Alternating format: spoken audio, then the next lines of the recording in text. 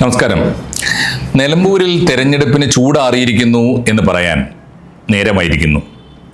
കാരണം രണ്ടാഴ്ചയുടെ തെരഞ്ഞെടുപ്പിന് ജൂൺ 19-നാണ്.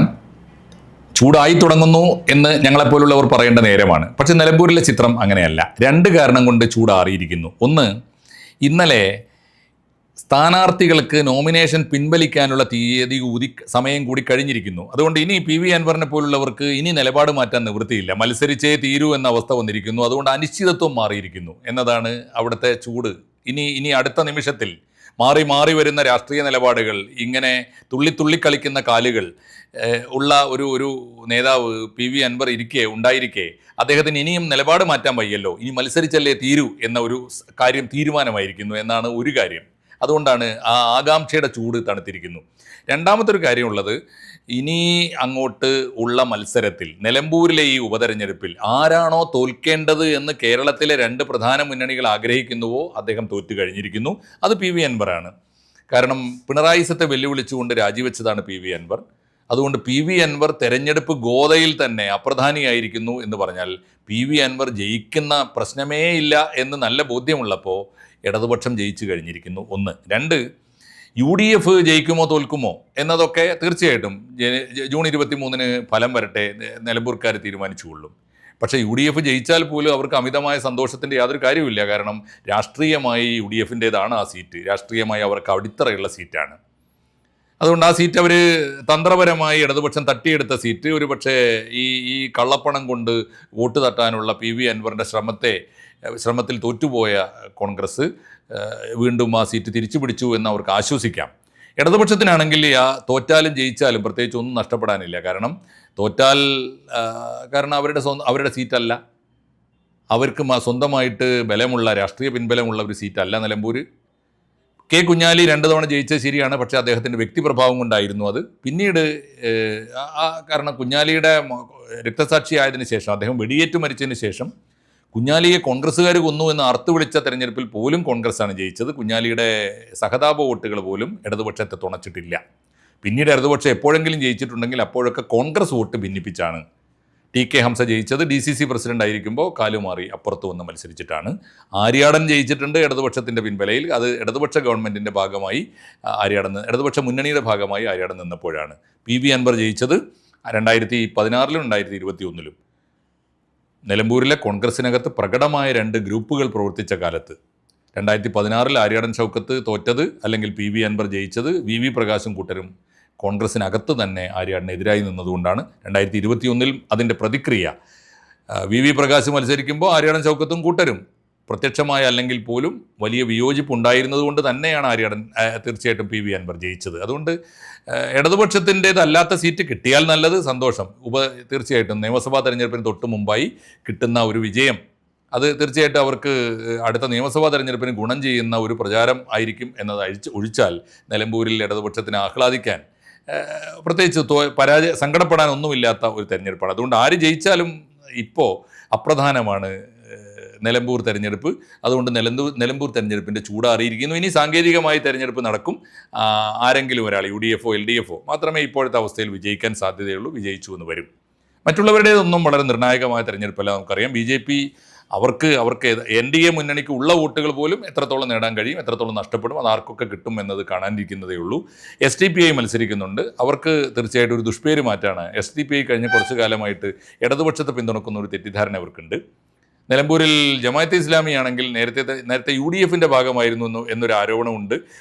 ആരോപണമല്ലാതെ പരസ്യമായ പിന്തുണ കൊടുത്തതാണ്. പക്ഷേ ഈ നിലമ്പൂരിൻ്റെ ചിത്രം വേറെയാണ്. നിലമ്പൂരിൽ ഈ PV അൻവറിനെ ഇന്നീ കാണുന്ന പരുവത്തിലേക്ക്, ഒരു പതനത്തിലേക്ക് എത്തിച്ചതും, ഇപ്പോൾ വലിയ ഉയരത്തിൽ നിന്ന് ആ പാവം മനുഷ്യനെ അത്യഗാധമായ കുഴിയിലേക്ക് ചാടിച്ചതും ഒക്കെ ജമാഅത്തെ ഇസ്ലാമിയുടെ മാധ്യമങ്ങൾക്ക് വലിയ പങ്കുണ്ട് എന്ന് ആളുകൾ പറയുന്നുണ്ട്. അതുകൊണ്ട് ജമാഅത്തെ ഇസ്ലാമി ആർക്ക് പിന്തുണക്കും എന്ന് തെരഞ്ഞെടുപ്പിൻ്റെ തലേന്നാണ് സാധാരണഗതിയിൽ അവർ പറയാറുള്ളത്. ഇത്തവണയും പറയുമെന്ന് നമുക്ക് പ്രതീക്ഷിക്കാം.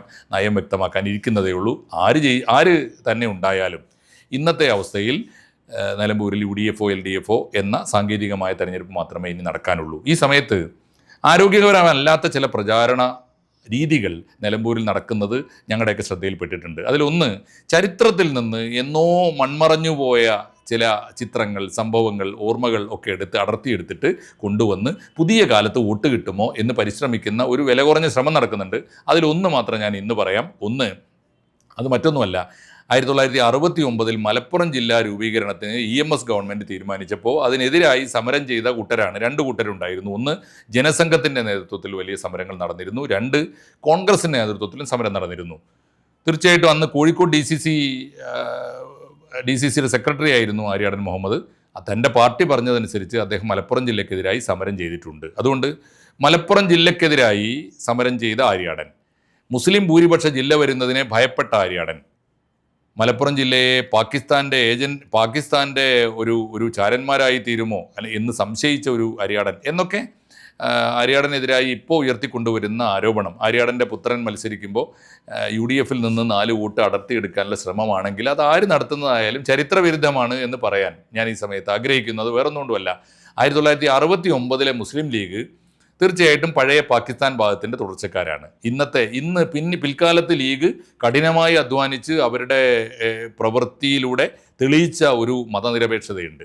1948 മാർച്ച് മാസം 10-ാം തീയതി ഉണ്ടായ ലീഗാണ് ഞങ്ങൾ അങ്ങേയറ്റം കോൺസ്റ്റിറ്റ്യൂഷനിലാണ്, ഭരണഘടനാദത്തമായ മാർഗത്തിലൂടെ, മതേതരമായ മാർഗത്തിലൂടെ സമുദായക്ഷേമം മുൻനിർത്തി പ്രവർത്തിക്കുന്ന ഒരു ജനാധിപത്യ പാർട്ടിയാണ്. ഞങ്ങളൊരു കാരണവശാലും പാകിസ്ഥാൻ വാദികളല്ല എന്ന് മാത്രമല്ല, പാകിസ്ഥാൻ വാദം തെറ്റായിരുന്നു എന്ന് മുസ്ലിം ലീഗിൻ്റെ പിൽക്കാല നേതാക്കന്മാർ കേരളത്തിൽ പലപ്പോഴും പരസ്യമായും പറയുകയും എഴുതുകയൊക്കെ ചെയ്തിട്ടുണ്ട്. അതുകൊണ്ട് പാകിസ്ഥാൻ വാദികളായ ലീഗല്ല പുതിയ ലീഗ് എന്ന് അവർ പ്രവൃത്തിയിലൂടെ തെളിയിച്ചിട്ടുണ്ട്. ഒന്ന്. രണ്ടാമത്തെ കാര്യം, പഴയ കോൺഗ്രസിൻ്റെ നയവും അല്ലല്ലോ പുതിയ കോൺഗ്രസിൻ്റെ നയം. 69 ഇന്ത്യയല്ല പുതിയ ഇന്ത്യ, 69 കോൺഗ്രസ് അല്ല, 69 ലീഗുമല്ല ഇപ്പോൾ ഉള്ളത്. ഇന്നിപ്പോൾ ഇന്ത്യയിൽ നമുക്കറിയാം, എന്തൊക്കെ പറഞ്ഞാലും ഇന്ത്യയിലെ മതന്യൂനപക്ഷങ്ങൾക്ക് ആശങ്ക ഉണ്ടാകുമ്പോഴൊക്കെ ആ ആശങ്ക ഏറ്റെടുക്കുന്നതും അതിനെതിരായി ശബ്ദിക്കുന്നത് ഇന്ത്യയിലെ ഏറ്റവും വലിയ പാർട്ടി ഇന്ത്യൻ നാഷണൽ കോൺഗ്രസ് തന്നെയാണ് എന്ന് മുസ്ലിങ്ങൾക്കും അറിയാം, ലീഗിനും അറിയാം, നന്നായിട്ട് അറിയാം. അതുകൊണ്ട് ആ ഒരു ചിത്രമുണ്ട്.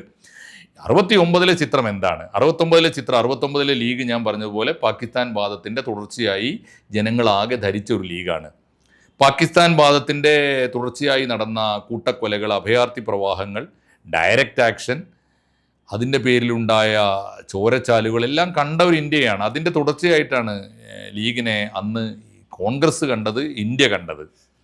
അതുകൊണ്ടാണ് ദുർഗാപൂരിലെ കോൺഗ്രസ് സമ്മേളനം ഒരു കാരണവശാലും മുസ്ലിം ലീഗിനെ കോൺഗ്രസിനോട് അടുപ്പിക്കരുത്, ഒരു കാരണവശാലും ഇന്ത്യയിൽ എവിടെയും കൂടെ ചേർക്കരുത് എന്ന് നിർബന്ധം പിടിച്ചത്. അതിൻ്റെ പേരിലാണ് 1960 വിമോചന സമരത്തിൽ മുസ്ലിം ലീഗ് സഹകരിച്ചിട്ട് പോലും വിമോചന സമരത്തിന് ശേഷം വന്ന ഗവൺമെൻറ്റിൽ ഒരു കാരണവശാലും മുസ്ലിം ലീഗിനെ ചേർക്കാതിരുന്നത്. സീതി സാഹിബിനെ സ്പീക്കറാക്കാൻ കടുത്ത നിബന്ധനകൾ വെച്ചത്.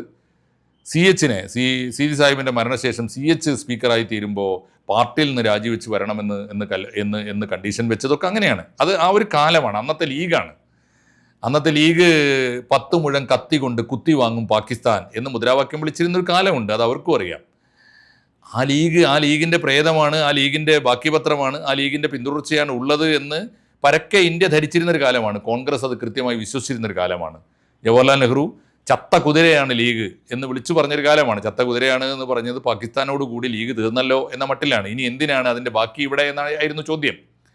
അതൊക്കെ ഉണ്ടായിരുന്നു എന്ന് ശരിയാണ്. ഇനി അങ്ങനെ ഒരു ലീഗിനെ വളരെ തന്ത്രപരമായിട്ടാണ് കമ്മ്യൂണിസ്റ്റ് പാർട്ടി കൂടെ കൂട്ടിയത്. കാരണം 60 ലീഗിനോട് കോൺഗ്രസ്സുകാർ കാണിച്ച വഞ്ചനയിൽ ലീഗിനുള്ള പ്രതിഷേധത്തെ മുതലെടുത്തിട്ടാണ് EMS ഗവൺമെൻറ് 67 ലീഗിനെ കൂട്ടി ഭരണം നടത്താൻ തീരുമാനിച്ചത്. തീർച്ചയായിട്ടും അത് ലീഗിന് വലിയ ഗുണം ചെയ്തു. ലീഗ് കേരളത്തിലെ അംഗീകാരമുള്ള ഒരു വലിയ ജനാംഗീകാരമുള്ള രാഷ്ട്രീയ പാർട്ടിയായിട്ട് മാറി. പ്രധാനപ്പെട്ട വകുപ്പുകൾ ഭരിച്ചു. അവരുടെ മുൻകൈയിലാണ് മലപ്പുറം ജില്ല ഉണ്ടാകുന്നത്.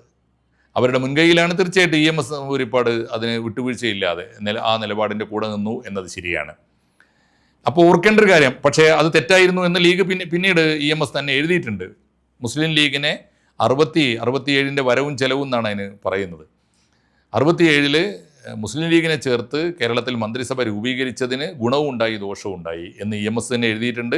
അത് ഗുണത്തേക്കാളേറെ ദോഷമുണ്ടായി എന്ന് അദ്ദേഹം വിലയിരുത്തിയിട്ടുണ്ട്. പക്ഷേ EMSഉം മുസ്ലിം ലീഗും ചേർന്ന്, കമ്മ്യൂണിസ്റ്റ് പാർട്ടിയും മുസ്ലിം ലീഗും ചേർന്ന് ഒരു ഗവൺമെൻറ് ഉണ്ടാവുകയും ആ ഗവൺമെൻറ് നാട് ഭരിക്കുകയും അവർ മലപ്പുറം ജില്ല രൂപീകരിക്കുകയും ചെയ്യുമ്പോൾ കോൺഗ്രസിൻ്റെ ആശങ്ക ന്യായമായിരുന്നു. ഒന്ന്, പാകിസ്ഥാൻ വാദം ലീഗ് കളഞ്ഞിട്ടില്ല എന്നൊരു വിശ്വാസം പരക്കെ അന്ന് ഉണ്ടായിരുന്നു. ഒന്ന്. രണ്ട്, 1956 നവംബർ 1 ഭാഷാ സംസ്ഥാനങ്ങൾ രൂപീകരിക്കാൻ തീരുമാനിച്ചപ്പോൾ അന്നത്തെ മദ്രാസ് അസംബ്ലിയിൽ അങ്ങനെയാണെങ്കിൽ മലബാർ കേന്ദ്രീകരിച്ച് ഒരു മാപ്പിളസ്ഥാൻ രൂപീകരിച്ചുകൂടെ എന്ന പ്രമേയം കൊണ്ടുവന്നത് ലീഗാണ്. അങ്ങനെ ലീഗിനെ വളരെ വളരെ സംശയത്തോടെ ഇന്ത്യക്കാർ കണ്ടുപോകുന്ന നീക്കങ്ങൾ വിഭജനത്തിന് ശേഷവും മലബാറിലെ ലീഗ് കുറച്ചു കാലമെങ്കിലും പുലർത്തിയിരുന്നു എന്ന് ശരിയാണ്. ആ ലീഗിനെ കുറിച്ചാണ് ആര്യാടൻ പറഞ്ഞത്. ആര്യാടൻ മാത്രമല്ല അന്ന് കോൺഗ്രസ് പറഞ്ഞത്. ഈ ലീഗിന് ഭൂരിപക്ഷമുള്ള അല്ലെങ്കിൽ മുസ്ലിങ്ങൾക്ക് ഭൂരിപക്ഷമുള്ള ഒരു ജില്ല എന്ന നിലയിൽ മുസ്ലിം ലീഗ് മുൻകൈയെടുത്ത് 69 ജൂൺ 16 മലപ്പുറം ജില്ല വന്നല്ലോ. അതിന് മുമ്പുള്ള കാലത്ത് അങ്ങനെ ഒരു ജില്ല വന്നാൽ ഒരു പക്ഷേ നാളെയും അവർ പാകിസ്ഥാനോട് ആത്മബന്ധം പുലർത്തുന്നവരായിക്കൂടെ എന്ന സംശയം അന്ന് ആര്യാടൻ മുഹമ്മദിൻ്റേത് മാത്രമല്ല, കോൺഗ്രസിൻ്റേത് മാത്രമല്ല, ഇന്ത്യയുടെ ഒരു പൊതു മനസാക്ഷിയുടെ മുമ്പിൽ അത്തരം ഒരു ശങ്കയുണ്ടായിരുന്നു എന്നത് വാസ്തവമാണ്. ഒരു കാരണം കൂടി നമ്മൾ അറിഞ്ഞിരിക്കണം. പാകിസ്ഥാൻ വാദം മുസ്ലിം ലീഗിൻ്റേത് മാത്രമാണോ? മുസ്ലിം ലീഗിനെ കൂട്ടി നാട് ഭരിച്ച കമ്മ്യൂണിസ്റ്റ് പാർട്ടി, അവിഭക്ത കമ്മ്യൂണിസ്റ്റ് പാർട്ടിക്ക് പാകിസ്ഥാനോടുള്ള നിലപാട് എന്തായിരുന്നു? നമ്മൾ പലപ്പോഴും ഇപ്പോൾ കമ്മ്യൂണിസ്റ്റുകാർ പോലും പരസ്യമായിട്ട് പാകിസ്ഥാനെ തള്ളി പറയുമ്പോൾ ഓർക്കാതെ പോകുന്നത് കമ്മ്യൂണിസ്റ്റ് പാർട്ടി, അവിഭക്ത കമ്മ്യൂണിസ്റ്റ് പാർട്ടിയും മുസ്ലിം ലീഗിൻ്റെ പാകിസ്ഥാൻ വാദത്തെ പിന്തുണച്ചിരുന്നു എന്ന സത്യമാണ്. കമ്മ്യൂണിസ്റ്റ് പാർട്ടിക്ക് കൃത്യമായ ന്യായമുണ്ടായിരുന്നു, ആശയപരമായിരുന്നു ആ ന്യായം. അത് ഒരു രാജ്യത്ത് ഒരു പ്രത്യേക വിഭാഗത്തിന്, ഒരു പ്രത്യേക പ്രദേശത്തിന് സാംസ്കാരികമായ ഐഡൻറ്റിറ്റിക്ക് വേണ്ടി വേറിട്ട് പോകണമെന്ന് എന്ന ആഗ്രഹം തോന്നിയാൽ, അതിന് ജനപിന്തുണ ആർജിച്ചാൽ വേറിട്ട് പോകാൻ അവകാശമുണ്ട്. സാംസ്കാരിക ഉപദേശീയതകളുടെ സ്വയം നിർണയാവകാശം എന്നാണ് ആ തിസീസിൻ്റെ പേര്. ഗോപാൽ അധികാരി എന്ന കമ്മ്യൂണിസ്റ്റ് പാർട്ടിയുടെ കേന്ദ്ര കമ്മിറ്റി അംഗമായിരുന്നു ആ തിസീസ് ഉണ്ടാക്കിയത്. അധികാരി തിസീസ് എന്നാണ് അത് അറിയപ്പെടുന്നത്. അത് കമ്മ്യൂണിസ്റ്റുകാർ ഇന്നോളം നിഷേധിച്ചിട്ടില്ല. അത് അവരുടെ നയമാണ്, നിലപാടാണ്. അത് കേരളത്തിൽ നടപ്പാക്കിയിട്ടുണ്ട്.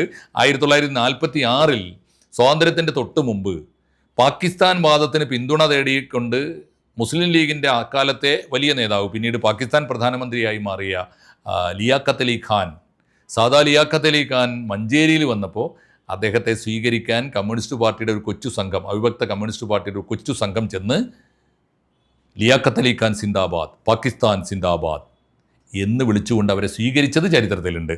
ആ സ്വീകരണ ജാഥയെ നയിച്ചത് സാക്ഷാൽ EK ഇമ്പിച്ചി ബാവയായിരുന്നു എന്ന് അദ്ദേഹം തന്നെ രേഖപ്പെടുത്തിയിട്ടുണ്ട്. എന്ന് പറഞ്ഞാൽ ഇത് ചരിത്രപരമായ സത്യമാണ്. അതുകൊണ്ട് ആര്യാടൻ്റെ പാർട്ടി അന്ന് പ്രതിപക്ഷത്തിരുന്നുകൊണ്ട് കമ്മ്യൂണിസ്റ്റ് പാർട്ടിയും മുസ്ലിം ലീഗും ചേർന്നൊരു പുതിയ ജില്ല രൂപീകരിക്കുമ്പോൾ, അത് മുസ്ലിങ്ങൾക്ക് ഭൂരിപക്ഷം ഒരു ജില്ലയാകുമ്പോൾ, മുസ്ലിം ലീഗിൻ്റെ പാകിസ്ഥാൻ വാദം തന്നെ ആശയപരമായി പിന്തുണക്കുന്ന കമ്മ്യൂണിസ്റ്റ് പാർട്ടി നേതൃത്വത്തിലൊരു ജില്ല വരുമ്പോൾ ആ ജില്ലയെ സംശയിച്ചത് ന്യായം മാത്രമാണ്. 1969 കോൺഗ്രസ് പാർട്ടി മലപ്പുറം ജില്ലയോട് സ്വീകരിച്ച ആശങ്കാകുലമായ സമീപനം അത് വളരെ അന്നത്തെ ശരിയാണ്, അത് എന്നത്തെയും ശരിയല്ല. അത് ഉയർത്തിക്കൊണ്ടുവന്നിട്ട് ഇപ്പോൾ കോൺഗ്രസിൻ്റെ 4 വോട്ട് ഭിന്നിപ്പിച്ച് കളയാം, അല്ലെങ്കിൽ ഏതെങ്കിലും തരത്തിൽ കമ്മ്യൂണിസ്റ്റ് പാർട്ടി കൊണ്ടുവന്ന ഒരു ജില്ല, കമ്മ്യൂണിസ്റ്റ് പാർട്ടി മുസ്ലിം ലീഗും ചേർന്ന് കൊണ്ടുവന്ന ഒരു ജില്ലയെ ആര്യാടൻ എതിർത്തു എന്ന് പറഞ്ഞാൽ മുസ്ലിം ലീഗിൻ്റെ 4 വോട്ട് ഭിന്നിപ്പിക്കാൻ കഴിയുമോ? അല്ലെങ്കിൽ ആ വോട്ട്, മുസ്ലിങ്ങളുടെ 4 വോട്ട് കൊണ്ടുപോയിട്ട് ഇടതുപക്ഷത്തിന് കൂട്ടാൻ കഴിയുമോ? ഒക്കെ ചരിത്രവിരുദ്ധമാണ്, എളുപ്പമല്ല. നിങ്ങൾ ഇപ്പോൾ ആ പേര് പറഞ്ഞിട്ട് UDF നിന്ന് 4 വോട്ട് മുസ്ലിം ലീഗിൻ്റെയോ മുസ്ലിങ്ങളുടെയോ വോട്ട് ഭിന്നിപ്പിച്ചിട്ട് അത് കമ്മ്യൂണിസ്റ്റ് പാർട്ടിക്ക് ഇടതുപക്ഷത്തിന് കൊടുക്കാൻ കഴിഞ്ഞാൽ കഴിയില്ല.